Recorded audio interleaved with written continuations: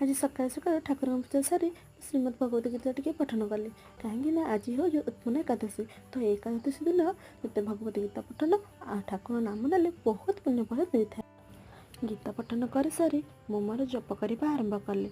आज ठाकुर नाम नेले बहुत पुण्य फल मिलता है।